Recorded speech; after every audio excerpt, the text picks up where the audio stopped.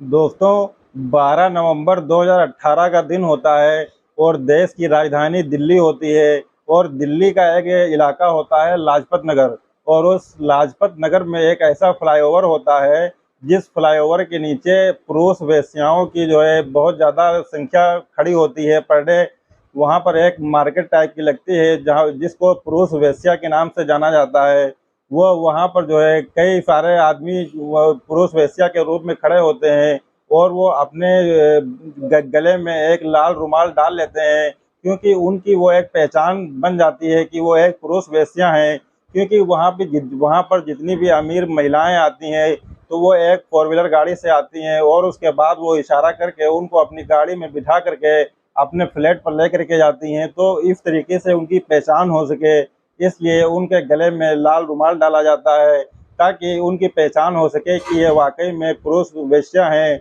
और ये जो है वहाँ पर जो है मर्दों का बहुत ही बड़ा बाजार लगता है और उस बाजार में बहुत सारे मर्द ऐसे खड़े होते हैं जो अमीर महिलाओं के इंतजार में होते हैं कि कब वो महिलाएं वहाँ पर आए और उनको लेकर के जाएं, क्योंकि उसके बदले में उनको बहुत सारा पैसा मिलता है और भी बहुत सारी चीज़ें जो है खाने पीने को उनको जो है मिलती है। उसी में जो है एक आदमी होता है जिसका नाम होता है रोहित। रोहित नाम का एक लड़का था जो सरोजनी नगर में रहता था लेकिन पार्ट टाइम जॉब भी करता था।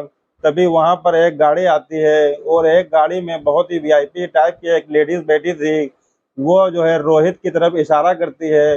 रोहित उसके इशारे को समझ जाता है और तुरंत उस लेडीज के पास जाता है।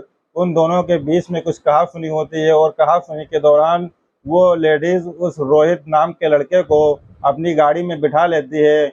और बिठाने के बाद दोस्तों वो जो है एक फ्लैट पड़ता है, वो अपने फ्लैट पर उसको लेकर के चली जाती है। और वहां पर पहुंचने के बाद एक सफदर एन्क्लेव पड़ता है जहां पर उस लेडीज का फ्लैट होता है। वो उस फ्लैट पर पहुंच करके दोनों लोग अपने रूम में पहुंच जाते हैं। उसके बाद वो उसका नाम वगैरह पूछती है। जब वो अपना नाम रोहित बताता है तो उसके बाद वो अपनी फ्रिज खोलती है और फ्रिज से कुछ ड्रिंक्स की बोतलें निकालती है और उसके बाद रोहित के पास आती है और उससे कहती है कि आपको कुछ ड्रिंक्स वगैरह तो नहीं लेना है। तो वो कहता है कि हाँ बिल्कुल। उसके बाद वो दोनों लोग ड्रिंक्स करते हैं और ड्रिंक्स करने के बाद वो लोग इतनी जो है बेकार तरीके से, इतनी दर्दनाक तरीके से आपस में संबंध बनाते हैं। उसके बाद जो है वो जो है सुबह तकरीबन हो जाती है। पूरी रात दोनों लोग एक साथ गुजारते हैं। उसके बाद जब सुबह हो जाती है तो वो जो है एक मोटी रकम को लेकर के वहाँ से निकलने लगता है। लेकिन जैसे ही वो वहाँ से निकलने वाला होता है तभी वो जो लेडीज होती है वो उसको रोक लेती है और उससे कहती है कि थोड़ी देर रुक जाइए। और उसको रोकने के बाद उससे उसका नंबर ले लेती है और कहती है कि आप जब कभी भी जो है हमको ज़रूरत होगी तो हम तुमको फ़ोन करके बुला लिया करेंगे। दोस्तों, ये एक ऐसा बाजार था जो मतलब अभी तक तो आपने जो है लेडीज वेश्यावृत्ति के बारे में सुना होगा, लेकिन ऐसा बहुत कम सुनने में आता है कि पुरुष वेश्या भी होते हैं। इस तरीके का एक बाजार जो है दिल्ली के एक सरोजनी नगर फ्लाईओवर के नीचे जो है लगता है। और दोस्तों, इस कहानी में जो है एक पुरुष कैसे जो है वेश्या बन जाता है, इसके जो है अंत में जो है कुछ ऐसा होता है जिसको सुन करके आप सोचने पर जो है मजबूर हो जाएंगे कि आखिरकार ये जो है कैसे होता है। दोस्तों, बस आपसे एक ही रिक्वेस्ट है कि कहानी के अंत तक बने रहिएगा। अस्सलाम वालेकुम, नमस्कार। दोस्तों, मैं शादाब खान। अगर आप हमारे चैनल पर नए हैं तो प्लीज़ हमारे चैनल को सब्सक्राइब कर लीजिएगा और कहानी अच्छी लगे तो लाइक कीजिएगा। और दोस्तों, हमने एक नई मुहिम की शुरुआत की है जिसके अंतर्गत जो भी जो है हम हमारे चैनल को, हमारे वीडियो को कहीं से भी देख रहा है तो वो अपना नाम और जो है अपना पता उस कमेंट बॉक्स में जो है लिख दे, ताकि ये कहानी अगली कहानी के एपिसोड के अंत में मैं उसके नाम की घोषणा कर सकूं। चलिए सीधे चलते हैं कहानी की तरफ। दोस्तों, 11 फरवरी 2015 का दिन होता है और बिहार के मधुबनी जिले के रहने वाले जगत नारायण के परिवार में कुल 4 लोग होते हैं, जिनमें एक वो होते हैं और उनकी 2 बेटियां होती हैं बड़ी, और एक जो है उनका लड़का होता है। तो उनका वो जो है एक ईंट के भट्ठे पर मुनीमत का काम किया करते थे, जिससे वो अपने पूरे घर का गुजारा वगैरह किया करते थे। लेकिन उनकी कमाई में इतनी ज़्यादा उनकी कमाई नहीं थी कि पूरे घर का आराम से खर्चा चल सके। और जो उनकी 2 लड़कियां थीं, वो भी जो है काफ़ी बड़ी हो रही थीं, उनकी भी शादी का टाइम करीब आ रहा था। तो जैसे-जैसे उनकी शादी का टाइम करीब आ रहा था, उनके ऊपर मुसीबतों का पहाड़ जो है बढ़ता ही जा रहा था। और उधर जो उनका लड़का था, वो एक ही लड़का था इकलौता, तो उसकी भी परेशानियाँ बढ़ रही थी क्योंकि वो भी प पढ़ाई कर रहा था और वो दोनों लड़कियाँ भी पढ़ाई कर रही थीं। तो इसी दौरान जैसे ही इंटर की उसकी पढ़ाई पूरी हो जाती है, जिसका नाम रोहित होता है, उसकी जब इंटर की पढ़ाई पूरी हो जाती है, तो वो सोचने लगता है कि किस तरीके से हम अपने परिवार की मदद कर सकें और किस तरीके से हम कोई काम करें जिसमें जो है अच्छी खासी आमदनी हो और उसमें जो है हम काम कर सकें। फिर वो अपने घर वालों से राय मशवरा लेता है, तो घर वाले उसको जो है आर्मी जॉइनिंग के लिए जो है कहते हैं, तो वो कहता है ठीक है। उसके बाद जो है उसको उसका सुबह और शाम का रूटीन बन जाता है कसरत करना। वो सुबह और शाम को जो है कसरत किया करता था और दौड़ लगाया करता था ताकि वो आर्मी में उसका किसी भी तरीके से सिलेक्शन हो जाए। वो बहुत ही जी तोड़ मेहनत किया करता था, लेकिन सबसे बड़ी प्रॉब्लम ये थी क्योंकि वो 2 अटेम्प्ट जो है वो दे चुका था, लेकिन 2 अटेम्प्ट में उसका सिलेक्शन बिल्कुल भी नहीं हो पाया था और अब उसके पास केवल आखिरी अटेम्प्ट ही बचा था, जिसमें जो है उसका सिलेक्शन हो पाता। इसलिए वो इतनी ज़्यादा कड़ी मेहनत करता है, जी तोड़ मेहनत करता है, ताकि किसी भी तरीके से इस बार आखिरी अटेम्प्ट में हमारा सिलेक्शन उसमें हो जाए। और दोस्तों जब वो उसका दौड़ जो है फाइनल हो जाता है, तो वो दौड़ में तो आ जाता है, लेकिन मेडिकल में जो है वो बिल्कुल भी फिट नहीं बैठता है, क्योंकि बचपन में एक बार उसके साथ ऐसा हुआ था कि उसका एक हाथ जो है दाहिना वाला हाथ वो टूट गया था, जिसकी वजह से जो है मेडिकल में वो हर बार फेल हो जाया करता था और जिसकी वजह से उसका सिलेक्शन नहीं हो पा रहा था। इसी तरीके से जब उसका लास्ट अटेम्प्ट भी चला जाता है, तो वो बहुत ही ज़्यादा निराश हो जाता है और उसके अंदर एक डर का माहौल सा बन जाता है कि आखिर अपने परिवार को हम कैसे आगे बढ़ाएंगे और अपने पापा की मुसीबतों को हम कैसे कम करेंगे, अपनी बहनों की शादी को हम कैसे करेंगे। यही सारी चिंताएं उसको बहुत ही ज़्यादा सताने लगती हैं और वो सोचने लगता है कि आखिर हम करें तो क्या करें, तो वो बहुत ही ज़्यादा डिप्रेशन में चला जाता है। उसके बाद उसके घर वाले उसको बहुत ही अच्छी तरीके से समझाते हैं कि बेटा दुनिया में केवल एक ही नौकरी नहीं है, केवल आर्मी ही की नौकरी नहीं है, जो जो नौकरी तुमको नहीं मिली तो तुम इतना ज़्यादा निराश हो गए। दुनिया में बहुत सारी नौकरी हैं, तुम कोई भी नौकरी कर लोगे तो अच्छा खासा पैसा पैदा कर लोगे, इतनी कोई टेंशन की बात नहीं है। तब उसकी समझ में थोड़ा बहुत ये बात आ जाती है और वो सोचता है कि चलो ठीक है, कुछ दिन जो है देखते हैं। थोड़े दिन तक तो वो टहलता रहता है। उसके बाद उसका एक दोस्त जो दिल्ली में रहता था, वो उसके पास फ़ोन करता है और कहता है भाई अगर तू इधर-उधर टहल रहा हो, कोई तेरे पास काम ना हो, तो तू एक काम कर, हमारे यहाँ जो है एक वैकेंसी है, अगर तू चाहे तो मैं तुझको वहाँ पर लगवा सकता हूँ। तो वो कहता है भाई अगर इतनी मेहरबानी तू मेरे ऊपर कर दे, तो बहुत ही बड़ा तेरा एहसान होगा। तो वो कहता है कि मैं इसमें कोई एहसान की बात नहीं है, तू अपने घर वालों से बात कर ले और उसके बाद तू मुझे बताना तो मैं तेरी नौकरी लगवा दूंगा। तो वो कहता है कि ठीक है। उसके बाद वो अपने घर वालों से बात करता है। जैसे ही वो अपने घर वालों को बताता है तो घर वाले बहुत ही ज़्यादा खुश हो जाते हैं और सोचते हैं कि बेटा तू ये काम बहुत ही अच्छा करने जा रहा है।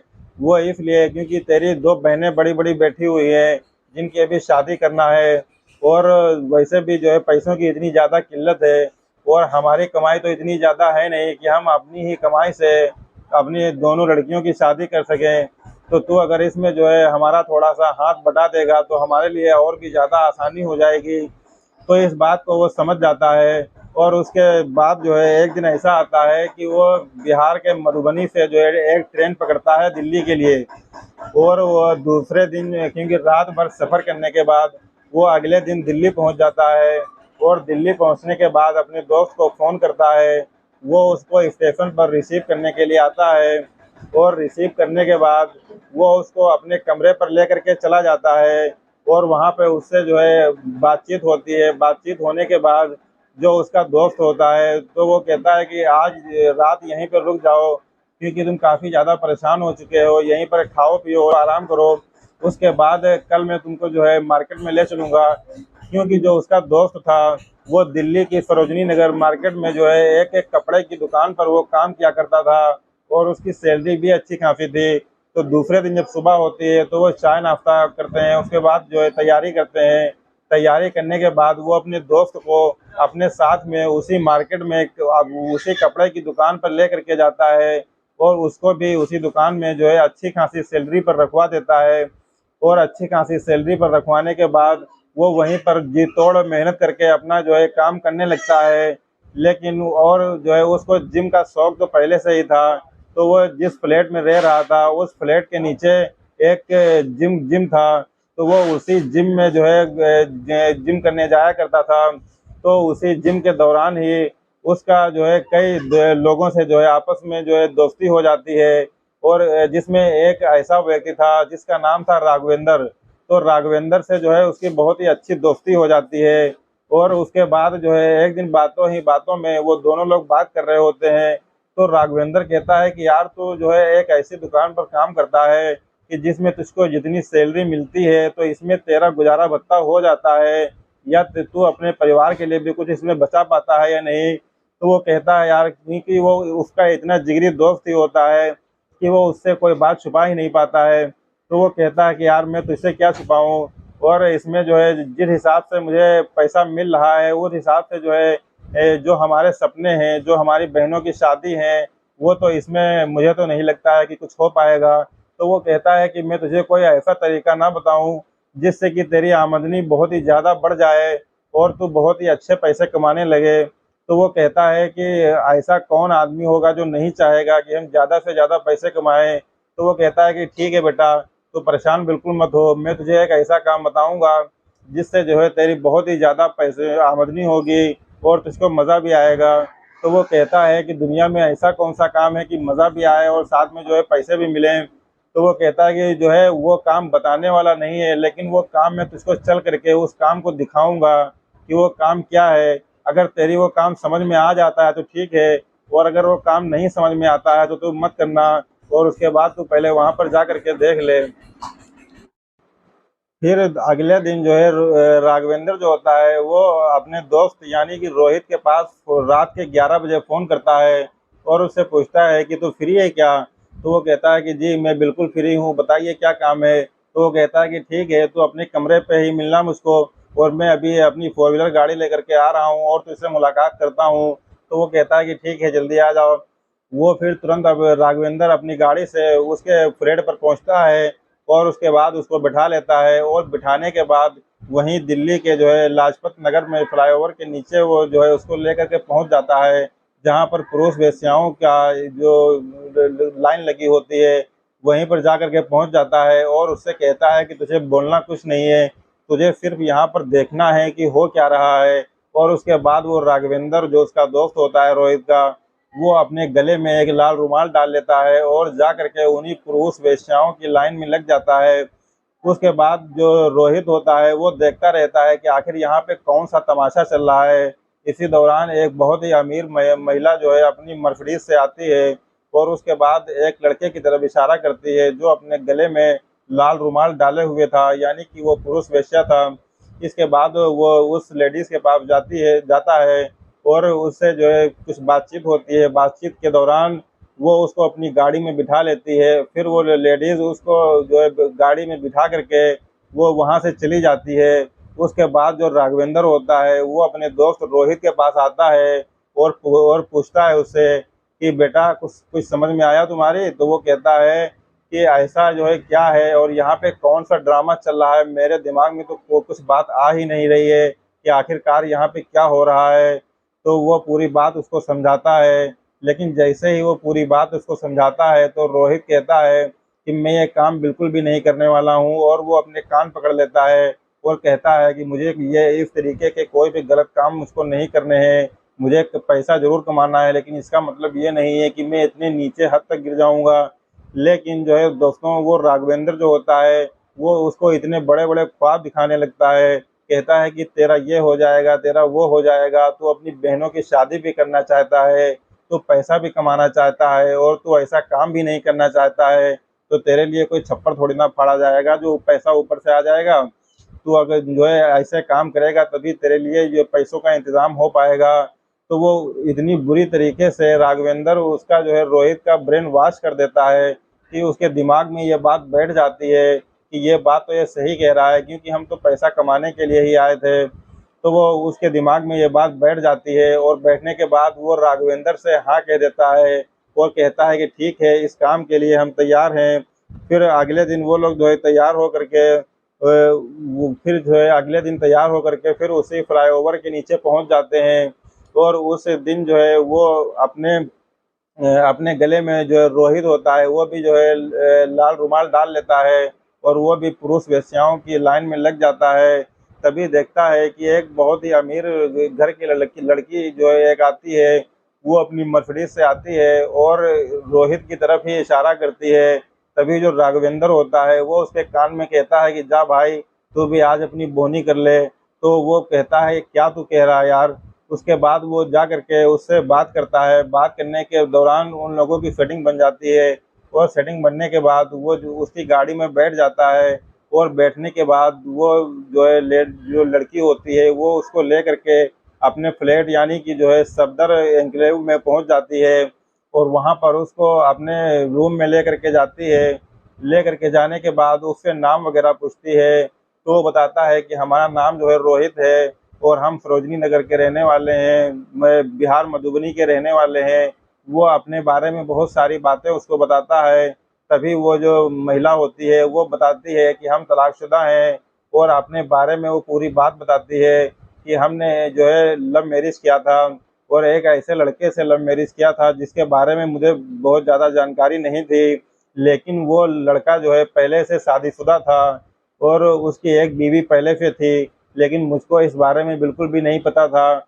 मैंने उससे जो है लव मैरिज शादी कर ली और उसने जो है मुझको अलग जगह पे रखा। कुछ दिन तक तो मुझे इसके बारे में कुछ पता ही नहीं चला, लेकिन जैसे ही हमको इस बारे में पता चला तो हमने उससे तलाक ले लिया और तलाक लेने के बाद मैं यहाँ पे रहने लगी हूँ। तो उसके बाद जो है उसकी समझ में ये बात आ जाती है और उसके बाद वो अपनी फ्रिज खोलती है और फ्रिज खोलने के बाद उसमें से ड्रिंक्स की बोतलें लेकर के आती है और रोहित से कहती है कि कुछ ड्रिंक्स वगैरह लेना है, तो वो कहता है कि हाँ। उसके बाद वो दोनों लोग जम करके ड्रिंक्स पीते हैं और ड्रिंक्स पीने के बाद वो दोनों लोग इतनी ज़्यादा नशे में आ जाते हैं कि उनको कुछ दिखाई ही नहीं पड़ता है। उसके बाद वो जो लड़की जो होती है तलाकशुदा वो जो है उसके रोहित के साथ छेड़खानी शुरू कर देती है और जब वो उसके साथ छेड़खानी शुरू कर देती है तो वो तो पहले से ही तैयार था। उसके बाद दोनों लोग जो है नाजायज तरीके से जो है आपस में संबंध बनाते हैं और काफ़ी टाइम तक ऐसा ही चलता रहता है। पूरी रात तकरीबन गुजर जाती है। रात गुजरने के बाद जब सुबह होती है तो सुबह वो एक जो है वो अपनी मोटी रकम को ले करके जब वहाँ से निकलने लगता है तो वो उसको रोकती है और उसका नंबर ले लेती है। उससे कहती है कि ठीक है, हमारी तुम्हारी बात होती रहेगी और जब कभी हमको ज़रूरत होगी तो हम तुमको फ़ोन करेंगे और तुम जो है आ जाया करना। तो वो कहता है कि ठीक है, कोई ज़रूरत हो तो हमको बताना और वो अपना नंबर दे करके वहाँ से चला आता है। अब जब भी उसका मन क्या करता था तो वो तुरंत रोहित को फ़ोन करती और फ़ोन करने के बाद उसको बुला लिया करती थी और उसके साथ जो है काफ़ी रंगरेलियाँ मनाया करती थी। उसके बाद तकरीबन 3-4 महीने ऐसे ही बीत जाते हैं। एक दिन वो लड़की जो है उसके पास रोहित के पास फ़ोन करती है और उससे कहती है कि हमको तुमसे मुलाकात करना है। तो वो कहता है कि बताइए कहाँ पे मुलाकात करना है। तो वो एक रेस्टोरेंट का नाम बताती है, 5 स्टार रेस्टोरेंट। तो वो कहती है कि यहाँ पर आकर के जो है हमसे मुलाकात करिए। तो वो कहता है कि ठीक है और उसके बाद वो दोनों लोग जा कर के उस रेस्टोरेंट में पहुँचते हैं। पहले तो वहाँ पर जो है वो लोग खाना खाते पीते हैं और जो है उसके बाद जो है बातों का सिलसिला शुरू होता है। जब बातों का सिलसिला शुरू होता है तो वो लेडीज जो थी वो उस रोहित से पूछती है कि आप अपने परिवार के बारे में बताइए और आप अपने कामकाज के बारे में बताइए। तो सारी चीज़ें रोहित जो होता है वो साफ साफ बता देता है कि हमारे परिवार की ये हालत है, 2 हमारी बड़ी बहनें हैं जिनकी हमको शादी करना है और हमारे पिताजी जो है वो जो है ईंट के भट्ठे पे जो है मुनीमत करते हैं, लेकिन इतनी ज़्यादा उनकी इनकम नहीं थी। इसीलिए मैं दिल्ली में पैसे कमाने के लिए आया था, क्योंकि मेरे ऊपर दो बहनों की शादियों का ज़िम्मा भी है और अपने परिवार को चलाना भी है और अपनी भी शादी करना है। ये सारी चीज़ें होती हैं। तभी जो है वो कहती है कि ठीक है। उसके बाद में जो है वो कहता है कि हमने तो अपने बारे में बता दिया है, लेकिन आप भी अपने बारे में बता दीजिए। और जब वो अपने बारे में बताना शुरू करती है तो वो बताती है कि हमारा परिवार जो है वो चंडीगढ़ में रहता था और तकरीबन 1 साल पहले ही हमारी जो है लव मैरिज शादी हुई थी। लेकिन जिससे हमने शादी की दी थी वो पहले से ही शादीशुदा था, जिसकी वजह से जब हमको इस बारे में पता चला तो हमने उससे तलाक ले लिया। और तलाक लेने के बाद से ही मैं दिल्ली में रह रही हूँ और मेरा जो परिवार है वो चंडीगढ़ में ही रहता है। और दिल्ली में मैं इसलिए रह रही हूँ क्योंकि मैं दिल्ली दिल्ली के गुड़गांव में एक जो है मल्टीनेशनल कंपनी में काम करती हूँ और वहाँ पर मुझे अच्छी खासी सैलरी भी मिलती है। ये सारी बातें जो है उन लोगों के बीच में होती हैं। लेकिन दोस्तों इसी तरीके से जो है वक्त का पहिया जो है वो घूमता रहता है और वक्त आगे बढ़ता रहता है। और दोनों की जब इस तरीके से मुलाकातें होती हैं तो दोनों के बीच में जो है आपस में जो है प्यार मोहब्बत हो जाता है। और इतना जो है घनिष्ठ जो है प्यार मोहब्बत हो जाता है, इतने अच्छे वो लोग आपस में दोस्त भी बन जाते हैं कि उसके बाद वो लोग गलत काम छोड़ देते हैं और आपस में मुलाकातें और बातें करना ये सब जारी रखते हैं। उसके बाद उन लोगों की मुलाकातें लगातार जो है बढ़ती रहती हैं। फिर जो है वो उनकी मोहब्बत जो है एक दिन परवान चढ़ने लगती है। उसके बाद वो लोग आपस में मशवरा करते हैं कि क्यों ना जो है हम लोग शादी कर लें। तो वो लोग कहते हैं कि ठीक है, पहले हम लोग अपने अपने परिवार वालों से सहमति ले लेते हैं, उसके बाद ही कोई कदम आगे बढ़ाएंगे। तो वो दोनों लोग कहते हैं कि ठीक है। तो वो जो रोहित होता है वो अपने परिवार वालों से बात करता है और जो वो लड़की होती है वो अपने चंडीगढ़ के परिवार वालों से बात करती है। जब दोनों के बीच में दोनों परिवार वालों के बीच में जब बातचीत फाइनल हो जाती है तो जब दोनों दोनों लोग एक दूसरे के बारे में खूब अच्छी तरीके से जान लेते हैं, पहचान लेते हैं और घर वालों के भी आपसी ताल्लुकात जो है अच्छे हो जाते हैं। उसके बाद वो दोनों लोग आपस में डिसाइड करते हैं कि हम लोग आपस में शादी कर लें तो ज़्यादा सही रहेगा। उसके बाद तकरीबन 1 साल के बाद जो है मतलब शुरू से मिलने के तकरीबन 1.5 साल के बाद वो लोग आपस में जो है शादी कर लेते हैं और इतनी ज़्यादा धूमधाम से शादी करते हैं। और उसके बाद वो बहुत ही हँसी खुशी से जो है एक साथ दिल्ली में जो है रह रहे हैं। लेकिन उस लड़के यानी कि रोहित की जो भी प्रॉब्लम्स थी वो प्रॉब्लम्स भी सॉल्व हो जाती हैं क्योंकि उसकी बीवी एक गुड़गांव के मल्टीनेशनल कंपनी में काम करती थी और उसको अच्छी खासी सैलरी मिलती थी और वो भी जो है अच्छा खासा पैसा कमाने लगा था, जिससे उसके घर की जो आर्थिक परिस्थितियाँ थी वो सब धीरे धीरे जो है ठीक होने लगी थी और उसकी बहनों की शादी भी हो गई थी। इसी दौरान कुछ वक्त जो है आगे बीतता है और उसकी शादी को कुछ वक्त हो जाता है और उसके बाद जो है उसका एक उनके जो है एक बेटे की पैदाइश भी होती है उनके घर पे। और इस टाइम उस बेटे की उम्र तकरीबन 8 साल है और वो तीनों लोग मिल करके जो है बहुत ही ज़्यादा खुश हैं और दिल्ली में ही रह रहे हैं। दोस्तों आज की जो कहानी है वो यहीं पर समाप्त होती है। दोस्तों ये कहानी आप लोगों को कैसी लगी? अगर ये कहानी अच्छी लगी हो तो प्लीज़ लाइक कीजिएगा और कमेंट बॉक्स में अपनी राय ज़रूर रखिएगा। दोस्तों इस कहानी को सुनाने का उद्देश्य किसी की भावनाओं को आहत करना नहीं है, किसी को ठेस पहुंचाना नहीं है, बल्कि समाज में घटित हो रही घटनाओं से सिर्फ आपको अवगत कराना है ताकि आप अपने परिवार को, अपने आप को, अपने खानदान को सुरक्षित रख सकें और ऐसी सच्ची घटनाएं सुन करके अपने आप को हमेशा सतर्क रखें। दोस्तों मिलते हैं एक नए दिन एक नई कहानी के साथ, तब तक के लिए शब बखैर।